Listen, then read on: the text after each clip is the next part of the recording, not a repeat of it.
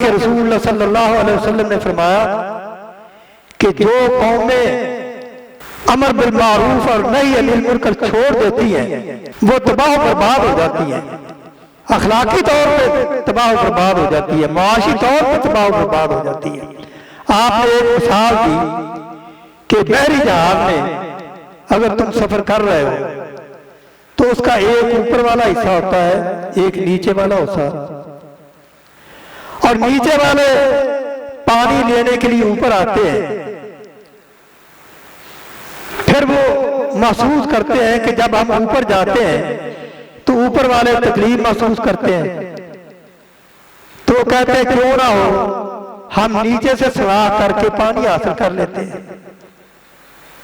तो आपने फरमाया कि जब वो सुराख करते हैं, अगर ऊपर वाले उनको रोक दे सुराख करने से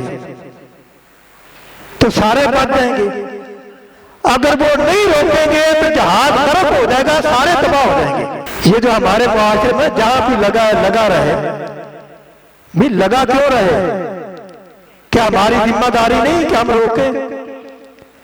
हम चीखो पुकार करें कि ये गलत हो रहा है।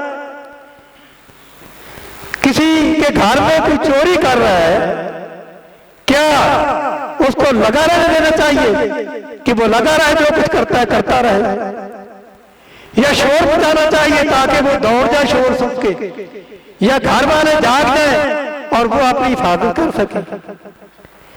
दीन का मामला ऐसा है कि अगर कहीं बुराई होते हुए देखते हो तो जितनी कोशिश बुराई की रोकने की कर सकते हो करनी चाहिए, और जितनी नेकी फैलाने की कोशिश हो सकती है उसे फैलाना चाहिए।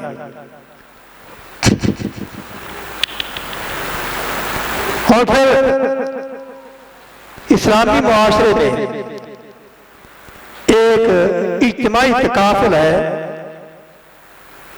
यानी जो मालदार है वो मिस्कीनों गरीबों का ख्याल रखें, अपना सरमाया अपने पास जमा करके न रखें, क्योंकि अल्लाह ताला फरमाते हैं कई ला यकून दूलतन बैनल अगनियाई मिनकुम, जो सरमायादार हैं ऐसा नहीं होना चाहिए कि उनके हमसायों में लोग भूखे मर रहे हैं और वो अपना सरमाया समेटे बैठे हैं। क्या हमारे मुआशरे में अक्सरियत ऐसी नहीं है? चंद अफराद हैं जो अपना माल गोरा बाप बेदरे खर्च करते हैं, वगरना अक्सरियत ऐसी है जिनके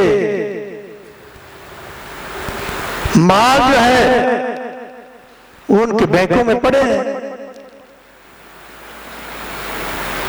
यानी ये एक हमें मुआशरे को सुधारने के लिए इस्लाम ने जिसको कहते हैं रोड मैप, एक तरीका बताया है। अगर हम उस पर अमल करेंगे तो आगे बढ़ते चले जाएंगे। इसी तरह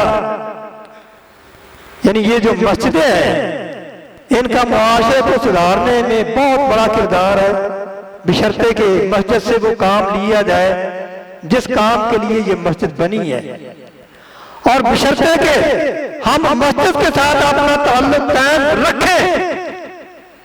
अहले ईमान का जब मस्जिद के साथ ताल्लुक कायम रहता है तो बहुत से मसाइल हल हो जाते हैं।